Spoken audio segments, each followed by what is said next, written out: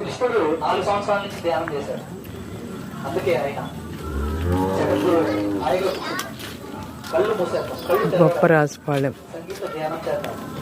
3 నిమిషాలు హాయిగా కూర్చున్నాం.